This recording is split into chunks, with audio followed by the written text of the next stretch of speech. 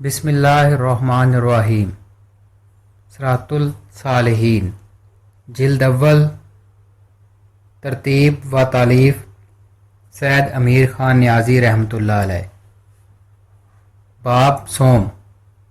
نشان راہ۔ فرمان حق تعالی ہے، ان الدین عند اللہ الاسلام۔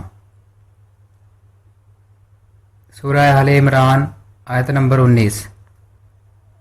بے شک اللہ کے نزدیک پسندیدہ دین اسلام ہے۔ دین اس ضابطہ حیات کو کہتے ہیں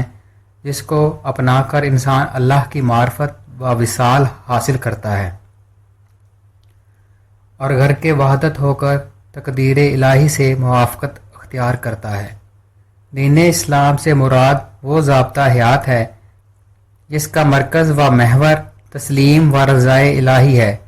جیسا کہ فرمان حق تعالی ہے، وَمَنْ أَحْسَنُ دِينًا مِّمَّنْ أَسْلَمَ وَجْهَهُ لِلَّهِ، اور اس شخص سے کس کا دین اچھا ہے جس نے رضائے الہی کے سامنے سر تسلیم خم کر دیا۔ بلا من اسلم وجهه للہ وهو محسن فلاح اجرہ عند ربہ ولا خوف علیہم ولا هم يحزنون۔ ہاں، جس نے اللہ کی رضا کے سامنے سر تسلیم خم کر دیا وہ محسن صاحب دیدار حق تعالی ہے، اور اس کے لیے اپنے رب کی طرف سے اجر ہے، اور اس کے لیے نہ کچھ خوف ہے اور نہ کچھ غم۔ گویا اللہ تعالیٰ کی بارگاہ اقدس میں پسندیدہ طرز عمل یہ ہے کہ ہر دم اور ہر لحظہ اللہ تعالیٰ کی رضا کے سامنے سر تسلیم خم رکھا جائے، اور اسی طرز عمل کو اللہ تعالیٰ نے حضور علیہ الصلوۃ والسلام اور آپ کی امت کے لیے پسندیدہ دین قرار دیا ہے۔ حضور علیہ الصلوۃ والسلام کی طرف وحی کیے جانے والے آخری کلام میں اللہ تعالیٰ نے آپ سے فرمایا، الیوم اکملت لکم دینکم واتممت علیکم نعمتی ورضیت لکم الاسلام دینا۔ آج کے دن میں نے آپ کے لیے دین کو مکمل کر دیا ہے اور آپ پر اپنی نعمت کامل کر دی ہے، اور آپ کے لیے میں نے دین اسلام کو پسند کیا ہے۔ اسلام کے ضابطہ حیات کو دین اسلام اس لیے بھی کہا گیا ہے کہ حضور علیہ الصلوۃ والسلام اور آپ کی امت کے لیے اللہ تعالیٰ کی معرفت اور قرب و وصال کے جتنے بھی ذرائع اور اعمال مقرر فرمائے گئے ہیں وہ سب کے سب اعتدال اور سلامتی پر مبنی ہیں، اور زندگی کے ہر شعبہ کو محیط ہیں، اور انسانی زندگی کا کوئی شعبہ ایسا نہیں جس کی حد بندی دین اسلام میں نہ فرمائی گئی ہو۔ جو شخص بھی دین اسلام کے حصار میں آ جاتا ہے اسے ہر دو جہان کی سلامتی حاصل ہو جاتی ہے، اور وہ اطمینان قلب حاصل کر کے انسانیت کی معراج کو پا لیتا ہے۔ قالہ تعالی ان الذین قالوا ربنا اللہ ثم استقاموا تنزل علیہم الملائکۃ الا تخافوا ولا تحزنوا وابشروا بالجنۃ التی کنتم توعدون۔ بے شک جن لوگوں نے کہا کہ ہمارا رب اللہ ہے اور پھر اس اقرار پر قائم ہو گئے، ان پر فرشتے نازل ہوتے ہیں اور انہیں خوشخبری سناتے ہیں کہ تم آخرت کا خوف اور غم مت کرو بلکہ اس جنت کی خوشی مناؤ جس کا تم سے وعدہ کیا گیا ہے۔ دین اسلام میں داخلہ کے وقت انسان کو دل و جان سے اپنے مالک حقیقی حق سبحانہ و تعالی حی و قیوم سے ایک عہد و اقرار کرنا پڑتا ہے۔ جو شخص وہ عہد و اقرار کر لیتا ہے اس پر لازم آ جاتا ہے کہ وہ نمبر 1 اللہ تعالیٰ کو اپنا اور کائنات کی ہر چیز کا بلا شرکت غیر خالق و مالک اور مختار کل مانے، اور خود کو اللہ تعالیٰ کی بندگی اور غلامی میں اس طرح دے کہ اس کے ہر حکم اور ہر فعل پر چوں و چرا کیے بغیر سر تسلیم خم کر دے، اور نزول تقدیر کے وقت اس سے موافقت کرے۔ اسے اقرار توحید باری تعالیٰ کہا جاتا ہے۔ نمبر 2، حضرت محمد مصطفیٰ احمد مجتبیٰ صلی اللہ علیہ وآلہ وسلم کو اللہ تعالیٰ کی طرف سے آخری رسول مانے، اور یہ یقین رکھے کہ ان کے بعد قیامت تک کوئی اور نبی نہیں آئے گا۔ نبوت و رسالت کا باب آپ صلی اللہ علیہ وآلہ وسلم کے بعد بند کر دیا گیا ہے، اس لیے دین اسلام کے نفاذ اور تشریح کے لیے آپ صلی اللہ علیہ وآلہ وسلم سے رجوع کرے۔ جس کام اور فعل سے انہوں نے منع فرمایا یا اسے ناپسند فرمایا اسے کسی صورت میں بھی نہ کرے، یعنی زندگی کے ہر معاملے میں حضرت محمد رسول اللہ صلی اللہ علیہ وآلہ وسلم کی اتباع کرے، اسے اقرار رسالت کہتے ہیں۔ قرآن مجید کو اللہ تعالیٰ کی طرف سے نازل کی گئی بنی نوع انسان کی رہنمائی کے لیے آخری و فیصل کتاب مانے اور اس میں جو فرمان جاری کیے گئے ہیں ان سے کسی بھی قسم کا گریز و انحراف نہ کرے، ورنہ وہ دائرہ اسلام سے خارج ہو جائے گا، نعوذ باللہ منہ۔ اقرار توحید باری تعالیٰ اور اقرار رسالت کو دین اسلام کا بنیادی رکن قرار دیا گیا ہے۔ عرف عام میں اس اقرار نامے کو کلمہ طیب کہا جاتا ہے اور اسے ان الفاظ میں بیان فرمایا گیا ہے: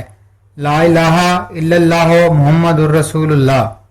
نہیں ہے کوئی الہ معبود سوائے اللہ تعالیٰ کے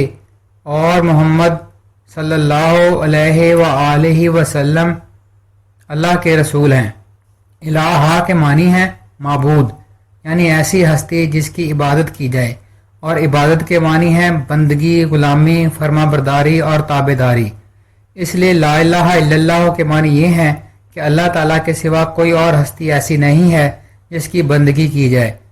جس کی غلامی اختیار کی جائے، جس کی اطاعت فرما برداری کی جائے، جس کو اپنا آقا و مولا تسلیم کیا جائے۔ صرف اللہ تعالیٰ ہی ہے جو ہماری جان و مال، عزت و آبرو اور روزی کا مالک ہے، اور ہماری ہر قسم کی حاجت روائی وہی کرنے والا ہے۔ اللہ تعالیٰ نے اپنی غلامی و فرما برداری کے انداز و آداب سکھانے کے لیے ہمارے پاس اپنے محبوب حضرت محمد رسول اللہ صلی اللہ علیہ وآلہ وسلم کو رسالت و نبوت کا تاج عزت پہنا کر اور ان کی اطاعت و فرما برداری کو اپنی اطاعت و فرما برداری قرار دیا ہے۔ اس لیے حضور علیہ الصلوۃ والسلام کی غلامی و فرما برداری عین اللہ تعالیٰ کی غلامی و فرما برداری ہے۔ قرآن مجید میں اللہ تعالیٰ نے بارہا اپنے محبوب حضرت محمد رسول اللہ صلی اللہ علیہ وآلہ وسلم کی اطاعت و فرما برداری کا حکم فرما کر ان کی اطاعت کو اپنی اطاعت قرار دیا ہے۔ کلمہ طیب کے زبانی اقرار کو اسلام میں داخل ہونے کی سند قرار دیا گیا ہے، لہذا جو شخص اس پاک و طیب کلمے کے زبانی اقرار کے ساتھ ساتھ دل سے اس کی تصدیق بھی کرتا ہے، یعنی خلوص نیت سے اللہ اور اس کے رسول کی غلامی و اطاعت اختیار کرتا ہے اور غلامی و اطاعت کی اس راہ میں جان و مال بھی قربان کرتا ہے، اسے مومن کہا گیا ہے۔ قالہ تعالی انما المؤمنون الذین آمنوا باللہ ورسلہ ثم لم یرتابوا وجاہدوا باموالہم وانفسہم فی سبیل اللہ اولئک ھم الصادقون۔ بے شک ایمان والے وہ لوگ ہیں جنہوں نے اللہ کو مانا اور اس کے رسول کو مانا اور پھر اس میں شک نہ کیا اور اللہ کی راہ میں جان و مال سے جہاد کیا، وہی لوگ کلمہ طیب کے اقرار میں سچے ہیں۔ اس آیت مبارکہ میں واضح کر دیا گیا ہے کہ اللہ اور اس کے رسول صلی اللہ علیہ وآلہ وسلم کو صرف زبانی طور پر اپنا آقا و مولا مان لینا ہی کافی نہیں ہے، بلکہ اس ماننے کا عملی ثبوت بھی درکار ہے، جو جان و مال کی قربانی کی صورت میں دیا جاتا ہے، اور جو شخص جان و مال کی قربانی سے دریغ و انحراف کرتا ہے وہ نہ تو اللہ تعالیٰ کی توحید کے اقرار میں سچا ہے اور نہ ہی رسالت کے اقرار میں صادق ہے۔ گویا اسلام میں اقرار توحید و رسالت کے بعد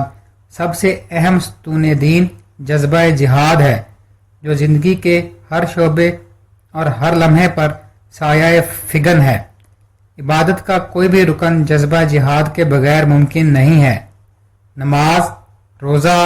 حج، زکوٰۃ، صدقہ و خیرات اور قتال فی سبیل اللہ جیسے سب ارکان دین کا متحرک اور تکمیل کنندہ جذبہ جہاد ہے۔ اگر جذبہ جہاد کو عبادات اور اعمال صالح سے خارج کر دیا جائے تو دین اسلام میں باقی کچھ نہیں بچتا۔ تمام اعمال صالح جذبہ جہاد کے بغیر بے ثمر ہو کر رہ جاتے ہیں۔ ایک مرتبہ حضور علیہ الصلوۃ والسلام صحابہ کرام رضی اللہ تعالی عنہم میں مال غنیمت تقسیم کر رہے تھے کہ کچھ دیہاتی لوگ جو ابھی مسلمان ہوئے تھے آ گئے۔ انہوں نے آپ کی خدمت میں عرض کی، آقا ہم بھی مومن ہیں، اس لیے ہم پر بھی وہی عنایت فرمائیں جو آپ دوسرے مومنین پر فرما رہے ہیں۔ ابھی آپ جواب نہ دینے پائے تھے کہ وحی کا نزول ہو گیا۔ قال اللہ تعالی قالت الاعراب آمنا قل لم تؤمنوا ولکن قولوا اسلمنا ولما يدخل الایمان فی قلوبکم انما المؤمنون الذین آمنوا باللہ ورسلہ ثم لم يرتبوا وجاہدوا باموالہم وانفسہم فی سبیل اللہ اولئک هم الصادقون۔ یہ دیہاتی کہتے ہیں کہ ہم ایمان والے ہیں۔ اے نبی صلی اللہ علیہ وآلہ وسلم، آپ فرما دیں کہ تم ایمان والے نہیں ہو۔ تم یہ نہ کہو کہ ہم ایمان والے ہیں، بلکہ یہ کہو ہم ابھی مسلمان ہوئے ہیں، یعنی صرف زبانی کلمہ طیب پڑا ہے، ابھی تمہارے دلوں میں ایمان داخل نہیں ہوا۔ بے شک ایمان والے وہ لوگ ہیں جنہوں نے اللہ کو مانا، اس کے رسول کو مانا اور پھر کسی شک میں نہ پڑے اور اللہ کی راہ میں جان و مال سے جہاد کیا، وہی لوگ سچے ہیں۔ اے نبی صلی اللہ علیہ وآلہ وسلم، آپ فرما دیں کہ کیا تم لوگ اپنے دین کی خبر اللہ کو دینے آئے ہو، اور اللہ تعالیٰ جانتا ہے جو کچھ آسمانوں میں ہے اور جو کچھ زمین میں ہے، اور اللہ تعالیٰ اپنے علم سے ہر چیز کو گھیرے ہوئے ہے۔ اے نبی صلی اللہ علیہ وآلہ وسلم، یہ لوگ زبانی کلمہ طیب پڑھ کر اپنے اسلام لانے کا آپ پر احسان جتلا رہے ہیں۔ آپ ان سے فرما دیں کہ تمہارے مسلمان ہونے کا مجھ پر کوئی احسان نہیں ہے، بلکہ اللہ تعالیٰ کا تم پر احسان ہے کہ اس نے تمہاری رہنمائی ایمان کی طرف فرما دی۔ اس احسان کو مانو اگر تم لوگ سچے ہو۔ اس واقعے سے واضح ہوتا ہے کہ اللہ تعالیٰ کی بارگاہ میں ایمان صرف اس شخص کا منظور و مقبول ہے جو خلوص نیت سے اللہ تعالیٰ کے سامنے گردن جھکاتا ہے اور اس کی خوشنودی و رضا کی خاطر اپنی مرضی و اختیار سے دستبردار ہو جاتا ہے۔ اس زمن میں جو مصائب اور تکالیف اس پر وارد ہوتی ہیں انہیں خوش دلی سے قبول کرتا ہے، اپنی خواہشات کو اللہ تعالیٰ کی رضا پر قربان کر کے تسلیم و رضا کی راہ اختیار کرتا ہے، اور دین اسلام کی اشاعت و ترویج و نفاذ کی خاطر ہر قسم کی جانی و مالی قربانی دیتا ہے۔ انسان کے اس طرز عمل کو جہاد کہا گیا ہے۔ جہاد کی دو اقسام ہیں، ایک وہ کہ جس میں اللہ تعالیٰ کے دشمنوں یعنی کفار و منافقین سے سامان حرب کے ذریعے جنگ کی جاتی ہے، اور بسا اوقات اس میں جان بھی چلی جاتی ہے، اسے جہاد اصغر یعنی چھوٹا جہاد کہا گیا ہے۔ جہاد کی دوسری قسم وہ ہے جس میں نفس، شیطان اور دنیا دون سے عبادت و ریاضت کے ذریعے جنگ کی جاتی ہے، اور نفس کو مغلوب کر کے اللہ تعالیٰ کی رضا کے تابع کیا جاتا ہے۔ اسے جہاد اکبر یعنی بڑا جہاد کہا گیا ہے۔ جیسا کہ ایک غزوہ سے واپس لوٹتے ہوئے حضور علیہ الصلوۃ والسلام نے صحابہ کرام رضی اللہ تعالی عنہم سے فرمایا، ہم چھوٹے جہاد سے فارغ ہو کر بڑے جہاد کی طرف لوٹ رہے ہیں۔ اللہ تعالیٰ اپنے ماننے والوں سے دونوں قسم کے جہاد کا طالب ہے۔ جو شخص جہاد سے گریز یا انکار کرتا ہے، اللہ تعالیٰ اس کے زبانی دعوی غلامی کو رد کر دیتا ہے۔ آج کل ہم نے محض زبان سے کلمہ طیب کا اقرار کر کے ارکان اسلام کی صرف تقلیدی ادائیگی کو ہی اسلام و ایمان کا نام دے رکھا ہے۔ نماز کی صورت میں معمولی سی ورزش، زکوٰۃ کی صورت میں معمولی سی مالی قربانی، روزے کی صورت میں محض دن بھر بھوکا پیاسا رہنا، حج کی صورت میں صرف تقلیدی رسم و رسوم کی ادائیگی اور مسائل فقہ حفظ کر لینے ہی کو جنت الفردوس کی قیمت سمجھ رکھا ہے۔ کاش کہ ہم جہاد کے نقطہ نظر سے نماز ادا کرتے تو یقیناً ہر قسم کی برائی اور بے حیائی سے رک جاتے اور پاکیزگی حاصل کر کے دیدار الہی حاصل کر لیتے، کیونکہ حضور علیہ الصلوۃ والسلام نے فرمایا، الصلاۃ معراج المومنین، نماز مومنوں کے لیے معراج دیدار الہی ہے۔ کاش کہ ہم زکوٰۃ کو جذبہ جہاد کے تحت ادا کرتے تو ضرورت سے زیادہ مال دولت اللہ تعالیٰ کی راہ میں خرچ کرنا ہمیں عزیز ہو جاتا، اور ہم حب دنیا کی لعنت سے خلاصی و چھٹکارا پا لیتے اور ہر قسم کی برائیوں سے نجات پا جاتے، کیونکہ حضور علیہ الصلوۃ والسلام نے فرمایا، دنیا کی محبت تمام برائیوں اور گناہوں کی جڑ ہے۔ کاش کہ ہم روزہ جذبہ جہاد سے سرشار ہو کر رکھتے تو انسانیت کی معراج کو پا لیتے، کیونکہ حضور علیہ الصلوۃ والسلام نے فرمایا معراج الفقراء لیلۃ الفاقۃ، فاقے کی رات فقراء کے لیے معراج کی رات ہوتی ہے۔ فاقے سے وجود کے اندر نور پیدا ہوتا ہے، جیسے دل کی آنکھ کھلتی ہے اور انسان باطنی سیر تیر کے قابل ہو جاتا ہے۔ اسی طرح اگر ہم حج کا فریضہ جذبہ جہاد کے تحت ادا کرتے تو نفس امارہ کو قتل کر کے نفس مطمئنہ حاصل کر لیتے اور اللہ تعالیٰ کے مقبول بندوں میں شامل ہو جاتے، اور اگر مسائل فقہ محض فقیہی کہلانے کی بجائے اللہ تعالیٰ کی خوشنودی کی خاطر اور جذبہ جہاد کے تحت سیکھتے تو اللہ تعالیٰ کی بارگاہ میں صالحین اور صدیقین کا لقب پاتے،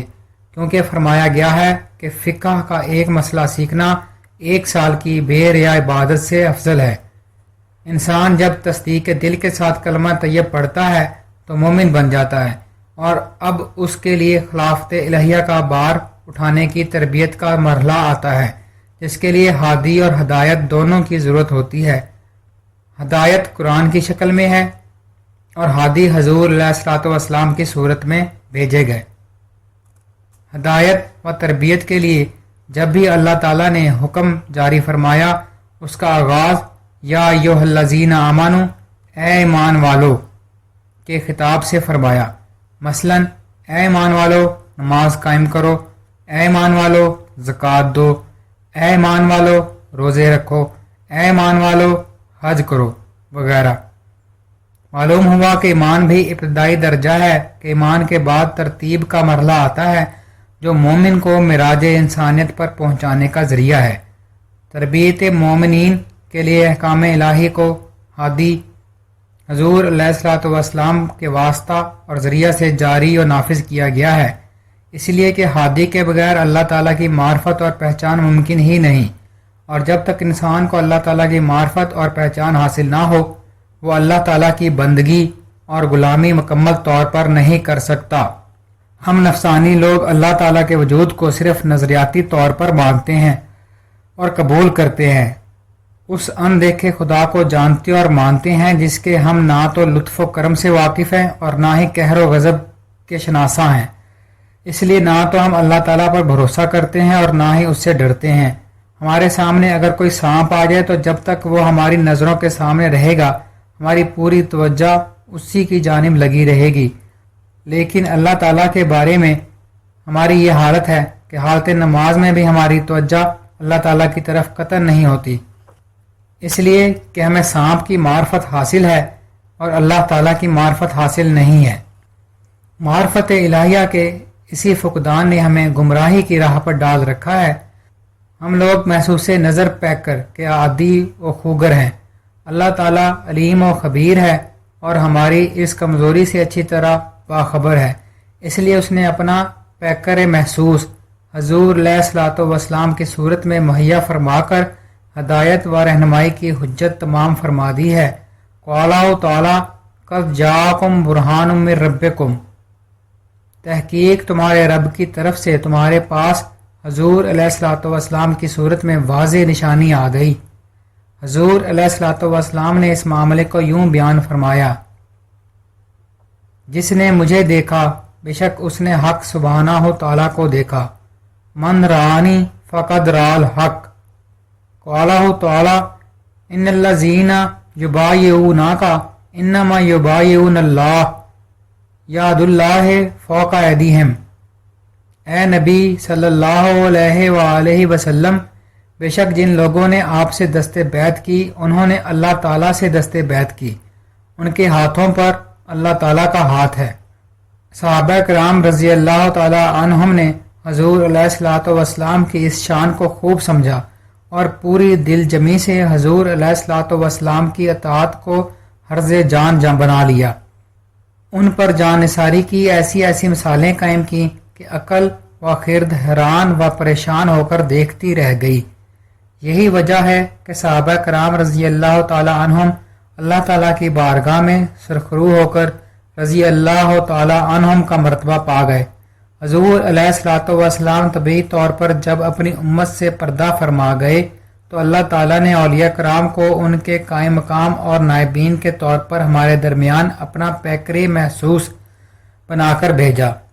جو طالبان حق تعالیٰ کی تربیت و رہنمائی بالکل اسی طرح فرما رہے ہیں جس طرح کہ حضور علیہ الصلوۃ والسلام نے صحابہ کرام کی تربیت و رہنمائی فرمائی۔ ہر طالب مولا کو صحابہ کرام کے نقش قدم پر چلا کر جان و مال کی قربانیوں کے ذریعے ترک و توکل کے اسی معیار پر پہنچا رہے ہیں جو حضور علیہ الصلوۃ والسلام نے صحابہ کرام رضی اللہ تعالی عنہم کی تربیت کے وقت قائم کیا تھا، کیونکہ حضور علیہ الصلوۃ والسلام کا فرمان ہے الشیخ فی قومہ کا نبی فی امتہ، مرشد کامل اپنی قوم میں ایسے ہی ہوتا ہے جیسے کہ ایک نبی اپنی امت میں۔ چنانچہ ہر مرشد کامل اپنے اپنے مریدوں میں سے طالبان صادق کو فقر کے اس مقام پر پہنچا رہے ہیں جس کے متعلق حضور علیہ الصلوۃ والسلام نے فرمایا الفقر لا یحتاج الی ربہ ولا الی غیرہ، فقیر نہ تو اپنے رب سے طلب مولا کے علاوہ کچھ مانگتا ہے اور نہ ہی کسی اور سے کچھ حاجت رکھتا ہے۔ سلطان العارفین حضرت سلطان باہو رحمۃ اللہ علیہ فرماتے ہیں فقیر کے گھر میں فاقے پہ فاقہ پڑ رہا ہے مگر وہ کسی سے مانگتا کچھ نہیں، فقر لا یحتاج ہے۔ فقیر کی نظر کیمیا صفت ہے کہ مٹی پر بھی نظر کرے تو اسے سونا بنا دے، مگر وہ ایسا کرتا نہیں کہ فقر لا یحتاج ہے۔ فقیر کے پاس سونا چاندی اور مال و دولت آتی ہے اور اسے اللہ کی راہ میں خرچ کر دیتا ہے اور اپنے لیے کچھ بھی نہیں رکھتا کہ فقر لا یحتاج ہے۔ فقیر کی زبان اللہ کی تلوار ہے اور وہ صاحب لفظ ہے، یعنی وہ جو چاہتا ہے کن کہہ کر پیدا کر لیتا ہے، مگر وہ ایسا کرتا نہیں کہ فقر لا یحتاج ہے۔ مرشد کامل کی تربیت طالب مولا میں تسلیم و رضا کی عادت اتنی پختہ کرتی ہے کہ اسے اللہ تعالیٰ کے ہر حکم اور ہر فعل پر پیار آتا ہے۔ سلطان العارفین حضرت سلطان باہو رحمۃ اللہ علیہ عین الفقر کے باب دہم میں نقل فرماتے ہیں کہ ایک روز حضرت حسن بصری، مالک بن دینار، شفیق بلخی اور رابعہ بصری رحمۃ اللہ علیہم اجمعین اکٹھے ہوئے اور بات صدق کے متعلق چل نکلی۔ حضرت حسن بصری رحمۃ اللہ علیہ نے فرمایا طلب مولا کے دعوے میں وہ شخص صادق نہیں جو اپنے مولا کی طرف سے دی ہوئی تکلیف پر صبر نہیں کرتا۔ اس پر حضرت رابعہ بصری رحمۃ اللہ علیہ بولیں اس بات میں کی بو آتی ہے۔ حضرت شفیق بلخی رحمۃ اللہ علیہ نے فرمایا وہ شخص اپنے دعوے میں صادق نہیں جو اپنے رب کی طرف سے دی گئی تکلیف میں لذت نہیں پاتا۔ حضرت رابعہ بصری رحمۃ اللہ نے فرمایا اس بات سے بھی خودی کی بو آتی ہے۔ اس کے بعد مالک بن دینار رحمۃ اللہ علیہ بولے وہ شخص اپنے دعوے میں صادق نہیں جو اپنے رب کی طرف سے دی گئی تکلیف پر شکر ادا نہیں کرتا۔ اس کے بعد رابعہ بصری رحمۃ اللہ علیہ نے فرمایا وہ شخص اپنے دعوے میں صادق نہیں جو اپنے مطلوب کے مشاہدے میں غرق ہو کر اپنے مولا کی طرف سے دی گئی تکلیف سے بے خبر نہیں ہو جاتا۔ یہ فقیر باہو ان جملہ اولیاء کو جواب دیتا ہے کہ وہ شخص اپنے دعوے میں ہرگز صادق نہیں جو خود کو فراموش کر کے توحید حق تعالیٰ کے مشاہدہ میں غرق نہیں ہو جاتا۔ یہ ہے تسلیم رضا کا وہ معیار جو حضور علیہ الصلوۃ والسلام نے صحابہ کرام رضی اللہ تعالی عنہم کے کردار میں قائم کیا اور جسے بعد میں اولیاء کرام رحمۃ اللہ علیہم اب تک قائم کیے چلے آ رہے ہیں، اور یہی انسانیت کی معراج ہے۔ حضور علیہ الصلوۃ والسلام کے اعلان نبوت اور دعوت اللہ کے جواب میں جن صحابہ کرام رضی اللہ تعالی عنہم نے لبیک کہا اور دل کی تصدیق کے ساتھ کلمہ طیب پڑھ کر اللہ اور اس کے رسول صلی اللہ علیہ وآلہ وسلم پر ایمان لائے، ان پر مصائب و تکالیف کے پہاڑ ٹوٹ پڑے۔ جو مومن غریب و نادار و غلام طبقے سے تعلق رکھتے تھے ان پر پہلے ہی روز سے تشدد کی چکی چلا دی گئی، انہیں اتنی شدت سے جسمانی، روحانی اور مالی اذیتیں دی گئیں کہ انسان ان کے تصور سے ہی کانپ اٹھتا ہے، مگر آفرین ہے ان کی ہمت اور استقلال پر کہ وہ ہر قسم کے ظلم و تشدد کے سامنے ثابت قدمی سے ڈٹ گئے اور جان و مال سے اللہ تعالیٰ کی راہ میں جہاد کرتے چلے گئے۔ جو مومن معاشرے میں صاحب حیثیت اور ذی عزت لوگ تھے اور ان کو تحریص و ترغیب کے ذریعے دین حق سے برگشتہ کرنے پر اکسایا گیا، انہیں طرح طرح کی دنیوی جاہ و مال کے لالچ دیے گئے، مگر جب ان کے پائے استقلال میں لغزش نہ آئی تو انہیں مختلف طریقوں سے ڈرایا دھمکایا گیا، ان سے معاشرتی اور کاروباری میل جول بند کیا گیا، حتیٰ کہ ایک دور ایسا آیا کہ سارے اہل مکہ نے حضور علیہ الصلوۃ والسلام اور تمام صحابہ کرام رضی اللہ تعالی عنہم سے سوشل بائیکاٹ کر دیا۔ متواتر 3 سال تک مومنین کی یہ جماعت حضور علیہ الصلوۃ والسلام کی میت میں شعب ابی طالب میں اپنی ساری برادری کے سوشل بائیکاٹ کا شکار رہی، لیکن قربان جائیے ان کے جذبہ ایمانی پر کہ ہر قسم کی سختیاں ان کے ایمان کو متزلزل نہ کر سکیں۔ مومنین کے لیے یہ ایک ایسا امتحان تھا جو انہیں صبر و شکر اور تقوی کے اعلیٰ ترین مرتبہ پر لے گیا اور دنیوی معاملات سے ان کا دل سرد کر گیا، ان سے معاش کے ذرائع چھوٹ گئے، غربت و مفلسی اور فاقہ کشی نے ان کے گھروں میں ڈیرے ڈال دیے۔ حضور علیہ الصلوۃ والسلام کی تربیت و حوصلہ افزائی نے ان کو عشق الہی اور عشق رسول کے ایسے ایسے رموز سے آشنا کرایا کہ یہ مصائب اور تکالیف ان کی نظروں میں حقیر ہو کر رہ گئیں۔ رضائے الہی کا مفہوم اچھی طرح ان کی سمجھ میں آ گیا۔ اب حضور علیہ الصلوۃ والسلام نے ان کے دل سے اپنے گھر بار اور علاقے کی محبت ختم کرنے کے لیے ہجرت کر جانے کا حکم دے دیا۔ چنانچہ صحابہ کرام رضی اللہ تعالی عنہم کی ایک جماعت حبشہ کی طرف ہجرت کر گئی۔ کچھ عرصہ وہاں گزارنے کے بعد انہیں خبر ملی کہ مکہ میں اب مومنین کو امن نصیب ہو گیا ہے۔ حالانکہ یہ خبر سچی نہیں تھی تو وہ واپس لوٹ آئے، اور جب وہ حضور علیہ الصلوۃ والسلام کی خدمت میں حاضر ہوئے تو آپ نے دیکھا کہ بعض صحابہ کرام رضی اللہ تعالی عنہم کے دل میں اب بھی کچھ نہ کچھ محبت اپنے آبائی گھروں کے لیے موجود ہے، اس لیے آپ نے ان کی اپنے گھر بار سے اس جذباتی وابستگی کو ختم کرنے کا فیصلہ فرمایا اور مکہ کو چھوڑ کر مدینے کی طرف ہجرت کر جانے کا حکم فرما دیا۔ خود حضور علیہ الصلوۃ والسلام نے مکہ سے مدینہ ہجرت فرمائی اور تقریباً تمام مومنین آپ کی اتباع میں اپنے گھر بار، مال و اسباب، عزیز و اقارب اور کاروبار معاش کو عشق الہی پروار کے صرف اپنی جان کی پونجی لے کر مدینہ منورہ کو ہجرت کر گئے، اور یوں ترک و توکل کا یہ انتہائی اعلیٰ سبق بھی انہوں نے ازبر کر لیا۔ آئیے ذرا غور فرمائیں اور اپنے اپنے ایمان کا موازنہ صحابہ کرام رضی اللہ تعالی عنہم کے ایمان سے کر کے دیکھیں۔ ہمیں اگر ایسے عملی ترک و توکل کے امتحان سے واسطہ پڑ جائے تو حقوق العباد کی آڑ میں ہمیں اپنے بیوی بچوں کی تنگ دستی اور فاقہ کشی کا غم لاحق ہو جاتا ہے، اور ہم فوراً حقوق العباد کے ثواب کے حصول میں لگ جاتے ہیں اور اسی کو جنت الفردوس میں داخلے کی سند سمجھ بیٹھتے ہیں۔ چند روز کے لیے دین حق کی تبلیغ کی خاطر اگر ہمیں گھر سے نکلنے کو کہا جائے تو ہم اس سے بچنے کے لیے طرح طرح کے ہیلے بہانے تراش لیتے ہیں اور اپنے گھر میں بیٹھ کر اس جیسے کئی اعمال صالح گھڑ لیتے ہیں۔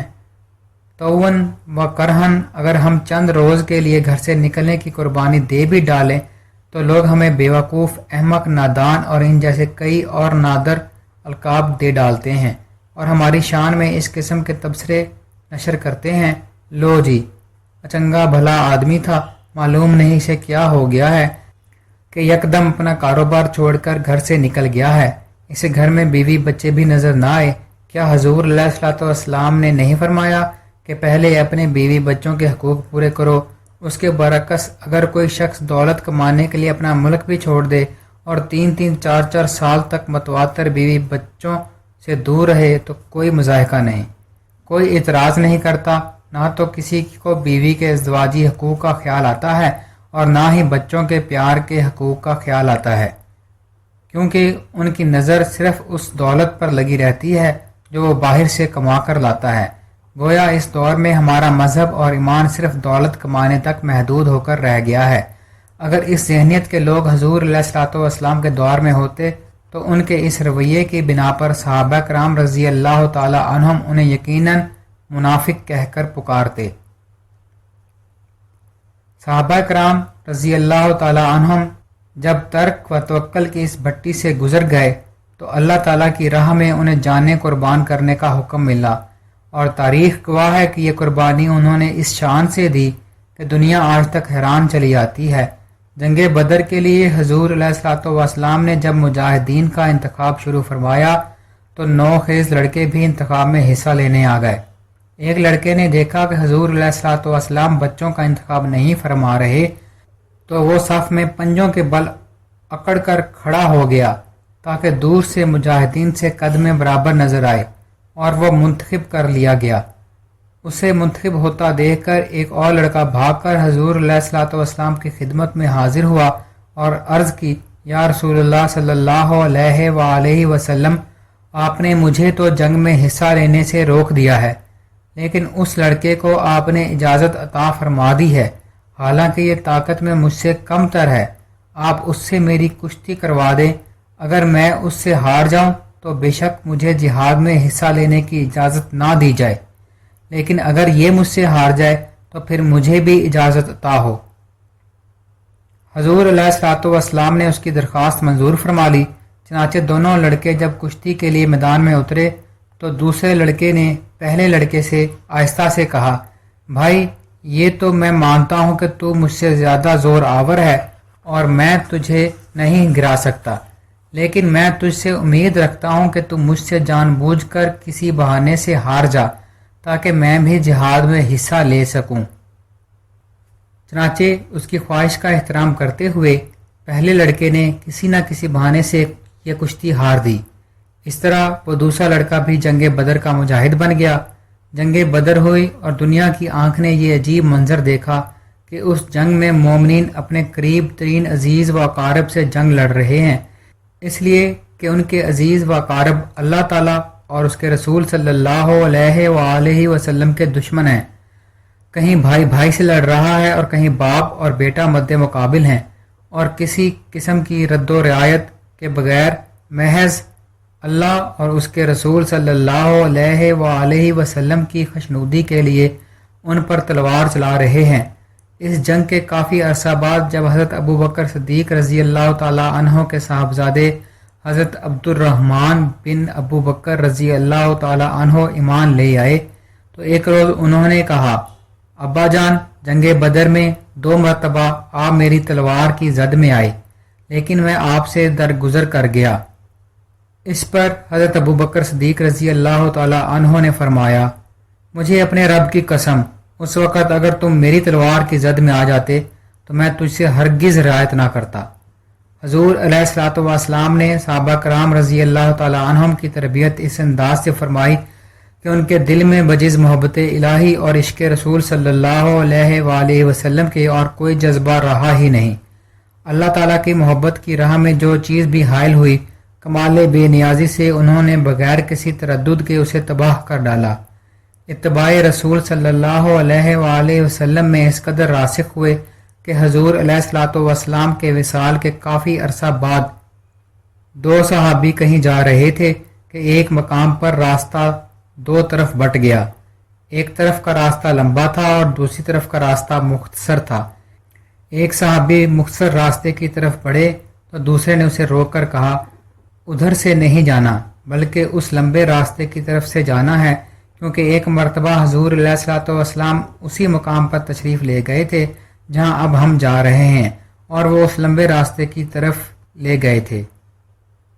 پہلے صحابی نے کہا، بھائی وہ تو لمبا راستہ ہے جبکہ یہ مختصر راستہ ہے اور ہم جلدی پہنچ جائیں گے۔ اس پر دوسرے صحابی نے کہا، تم کیسے مومن ہو کہ یہ جانتے ہوئے بھی کہ حضور علیہ الصلوۃ والسلام مختصر راستے سے نہیں گئے تھے، تم اس پر جانے کے لیے بضد ہو۔ یہ سن کر پہلا صحابی فوراً تائب ہوا اور لمبے راستے کی طرف بڑھ گیا۔ یہ ہے ایمان والوں کا فلسفہ کہ وہ کیوں اور کیسے کے چکر میں نہیں پڑتے، کیونکہ ایمان والے دل میں کیوں، کیسے، اگر، مگر اور لیکن جیسے سوال نہیں اٹھا کرتے۔ وہاں تو صرف ہاں ہوتی ہے کہ تسلیم، رضا ہے ہی صرف ہاں۔ یہ ہے ہماری منزل کے لیے نشان راہ۔ آئیں اصلاحی جماعت میں شامل ہو کر اس نشان راہ کو روشن کریں، خود کو دنیا کی غلاظتوں سے محفوظ رکھ کر اپنے مقصد حیات کی طرف بڑھیں کہ دنیا ہماری رازن ہے، حضور علیہ الصلوۃ والسلام نے فرمایا دنیا کا ایک دن ہے جس میں ہم کو روزے سے رہنا ہے۔ دنیا گدھوں کی جنت ہے، دنیا کتے کا گھر ہے، دنیا دل کی سیاہی ہے، اور آپ نے فرمایا دنیا کی لذت خنزیر کا گوشت ہے، اور آپ نے فرمایا عیش دنیا کفار کا فخر ہے، اور آپ صلی اللہ علیہ وآلہ وسلم نے فرمایا دنیا مردار ہے اور اس کے طالب کتے ہیں، اور آپ صلی اللہ علیہ وآلہ وسلم نے فرمایا ساری دنیا ایک فتنہ ہے اور دنیا ہی بندے اور اللہ کے درمیان حجاب ہے، اور آپ صلی اللہ علیہ وآلہ وسلم نے فرمایا دنیا ایک خواب ہے اور اس میں عیش و عشرت احتلام ہے۔ آپ صلی اللہ علیہ وآلہ وسلم نے فرمایا جس نے دنیا کمانے کے لیے علم حاصل کیا وہ کافر ہے۔ واضح ہو کہ عام طور پر مال و دولت کی فراوانی کو دنیا سمجھا جاتا ہے، مگر دنیا کی تعریف یوں کی گئی ہے ہر وہ چیز دنیا ہے جو اللہ کی یاد سے ہٹا کر اپنی طرف مشغول کر لے، جیسا کہ حضور علیہ الصلوۃ والسلام نے فرمایا جو چیز تجھے اللہ تعالیٰ سے غافل کر کے اپنے ساتھ مشغول کر لے وہ تیرا بت ہے۔ اگر تیرے پاس مال و دولت ہے لیکن تیرے دل میں اس کی محبت نہیں ہے اور تو بے دھڑک اسے راہ خدا میں صرف کرتا ہے تو یہ دنیا نہیں ہے۔ البتہ اسباب زیست کو جب تو اپنی مجبوری بنا لے گا تو تیرے لیے سب اسباب زیست دنیا بن جائیں گے، بس تو دنیا میں رہتے ہوئے اس سے دامن بچا کے نکل جا، جیسے کہ مرغابی پانی میں رہتے ہوئے بھی اپنے پر خشک رکھتی ہے اور دنیا سے اپنا نصیب اس طرح حاصل کر کہ جیسے بگلا پانی کے کنارے پر رہ کر اس کے اندر سے اپنا رزق حاصل کرتا ہے لیکن خود کو پانی میں غرق نہیں کرتا۔ تو کاروبار دنیا کر مگر صرف اللہ کے لیے، دنیا کا رزق کھا مگر اللہ کے لیے، دنیا میں چل پھر مگر اللہ کے لیے۔ بیت باہو رحمۃ اللہ علیہ۔ جہاں بھی رہو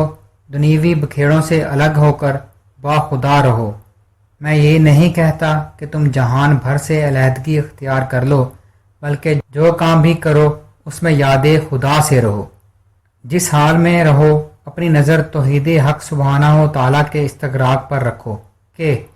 یقین دانم دری عالم کہ لا معبود الا ہو ولا موجود فی الکونین لا مقصود الا ہو۔ مجھے پختہ یقین ہے کہ اس جہان میں اللہ کے علاوہ اور کوئی معبود نہیں ہے، نہ تو دونوں جہان میں اللہ کے بغیر کسی کا وجود ہے اور نہ ہی اللہ کے علاوہ کوئی مقصود ہے۔ اللہ بس ما سوائے اللہ ہوس۔